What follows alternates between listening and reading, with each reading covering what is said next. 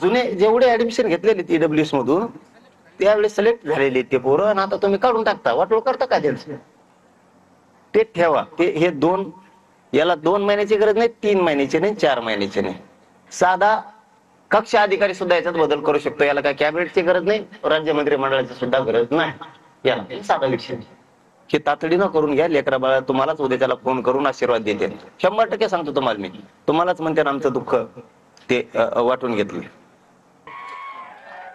आता आपण एकदा गेलतो 2012च्या कायद्यात दुरुस्ती केल्याशिवाय मराठ्यांना ओबीसीतून आरक्षण घेता येत नाही. कारण 2012चा 2001च्या कायद्यानं मजबूत केलेला आहे 2012चा कायदा, म्हणून ओबीसीचं आरक्षण मजबूत झालेलं आहे 1967, 2001, 2000 आणि 2012 नुसार.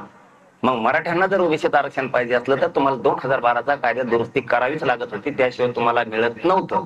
कारण तुम्हाला ओबीसीच्या आरक्षणाचं वरचं नव्हतं पाहिजे, तर ओबीसीच्या आतलं पाहिजे होतं. आणि तुम्हाला आतलं पाहिजे असेल तर 2012चा कायदा दुरुस्त करावाच लागत होता.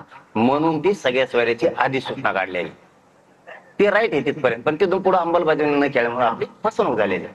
तर आता मुंबईला जाऊन अंमलबजावणी करून माघारी सगळ्या मागणीची. फक्त जाताना आपल्याला आता पहिल्यासारखं नियोजन करावं लागेल चांगलं. आपल्याला 100 तुकड्या करावं लागत्या आणि एका एका तुकडीत कमीत कमी आपल्याला 50-50 हजार पोरग पाहिजे.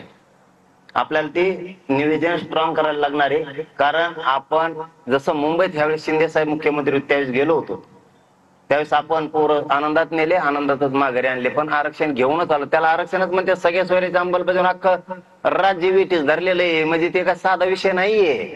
साधा विषय असता तर इतके विरोधात गेलेच नसते. आपल्या बिगर मंत्रीपद मिळालेले सुद्धा काही काही त्याच्यात विरोध करत होते त्या टायमाला.